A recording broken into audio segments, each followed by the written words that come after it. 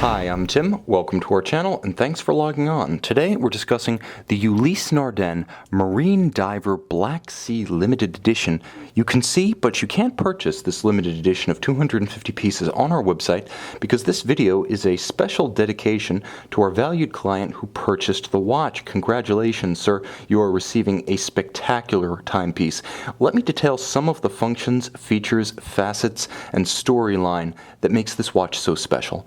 Now, on my wrist, 6 1/3 inches, 16 centimeters in circumference, the watch across the round of the case measures what Ulysse Nardin will call 45.8, what I measure as 45.5 millimeters in diameter. Let's agree to disagree. The watch is remarkably slim for a timepiece so bold, only 14.5 millimeters. It actually surprises in just how low it sits on the wrist, making it viable with longer sleeves and some formal attire, especially smart sport jackets or blazers. Now, from lug to lug, there's basically a span between extremities. Rather than measuring the outermost protrusion of the lug, it's better to measure the outermost solid link in the strap bracelet hybrid. So there is a rubber piece that traces the arc of the case and then flares out. And you can see to good effect the distance between the extremities on this watch is a robust 59.5 millimeters. But you'll note that it does sit securely on my wrist. It fits just fine. How is that? Well, it comes down to the unique hybrid strap bracelet system that Ulysse Nardin does uniquely within the industry. So you can see it's very integrated. Vulcanized rubber strap meets vulcanized rubber case cover so that it's fully integrated with no daylight between case and strap.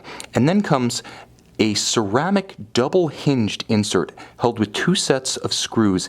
It's both very secure and very flexible, and as ceramic, very scratch-resistant, and it allows the strap to pivot straight down or even slightly in to curve around a very small wrist like mine, 16 centimeters in circumference. Now, after the hinge, which is present on both sides of the watch, you'll find that the strap tapers off rapidly. You see the aquatic wave motif, but also very thin composition, so it's very flexible on the soft underside of the wrist.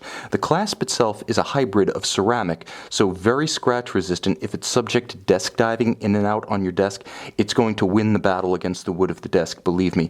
Very scratch resistant ceramic, also lightweight, paired with essentially hypoallergenic titanium, so it won't irritate the bottom of your wrist for those of you with a nickel allergy, some of whom can be very reactive to Rolex's 904L stainless steel. No such problem with ceramic and titanium, and very strong. Also, with a double deployant clasp, I like the fact that it closes more easily on a small wrist without pinching, and with twin triggers, you must positively release the bracelet. It doesn't accidentally pop open, not being friction fit.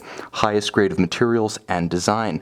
Now, this is the marine diver aesthetic that Ulysse Nardin established in the early 2000s when it took its marine wristwatch format, which recalls its 19th century to mid-20th century deck navigation instruments, translate to a wrist format, and then translates that into a dive watch design, which is why Ulysse Nardin dive watches really don't borrow much from the orthodox tradition established by Blancpain and Rolex in the early to mid-1950s. Ulysse Nardin goes its own direction. You can see one of the hallmarks of their design language in the individual numbering plate mounted on the flank, just like the old chronometers used on the decks of ships. You can see this one is of 250 pieces. Of course, it does have the mandatory unidirectional rotating and luminescent bezel to comply with the ISO 6425 definition of a dive watch, and it is that. But again, we step into the dial and we see more departures from the likes of the dive watch orthodoxy. A combination of black and gold and green accents.